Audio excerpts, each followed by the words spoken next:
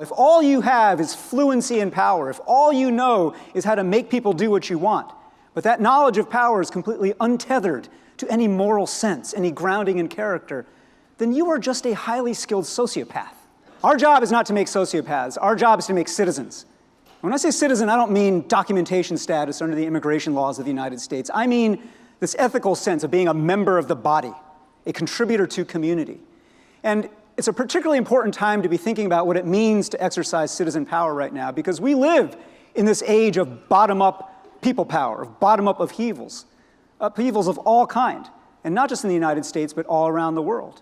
I think we are experiencing right now, actually, a populism of the decent, a surge of everyday Americans, everyday citizens, everyday contributors to community who are saying, we may not be powerful, we may not know how to rig this game, we may not have influence or connections, but we will stand for decency. We will stand against hate. We will stand for the values of the creed of this country. Now, we saw that the day the Muslim ban, the travel ban was issued, and we saw people from all around this country swarm like antibodies to a virus to airports and train stations. We saw it in the aftermath of Charlottesville. I want to think about what it means now to strengthen the body politic and what it means to actually strengthen this sense of civic power. Now, we've been talking all day about technology and the role of technology in both fueling hate but also combating hate. And I want to tell you about a different way of thinking about technology. At Citizen University, some of the ways that we go about organizing and activating people, we often describe as social technologies.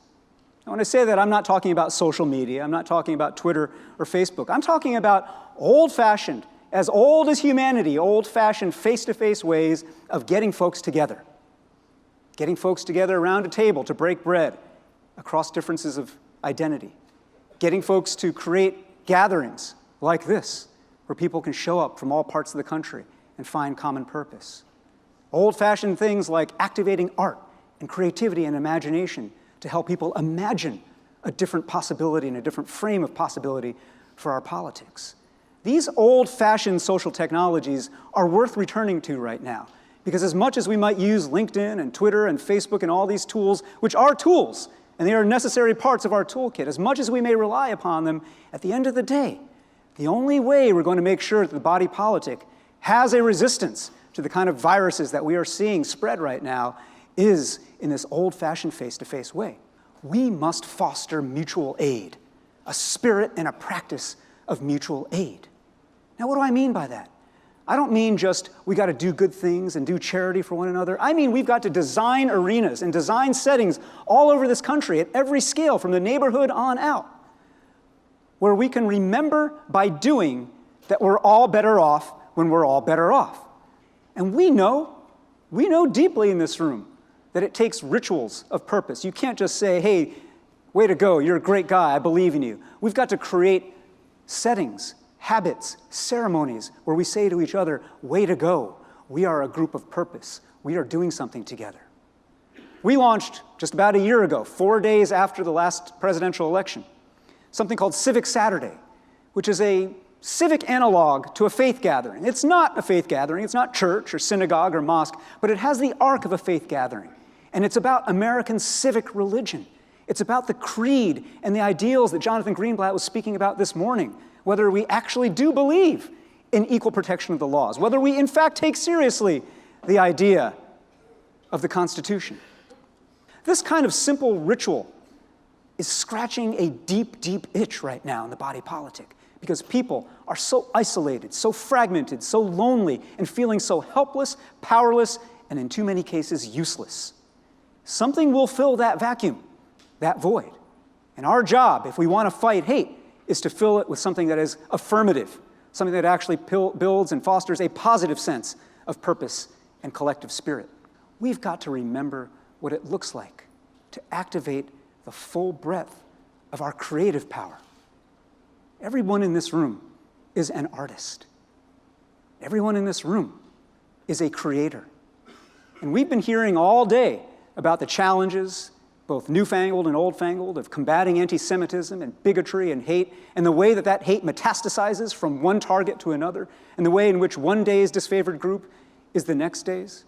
And in this work of activating our forces against that hate, we cannot be just linear in that work. We cannot just be thinking in terms of policy and politics, because far upstream of policy and politics is culture, is the stories we tell each other, the story of us that we tell each other. And at the heart of that notion of a story of us is our notion of memory. What does it mean to activate memory? And when we activate memory this way, using art, using creativity, using our imagination, we actually mobilize a whole other side of the fight against hate.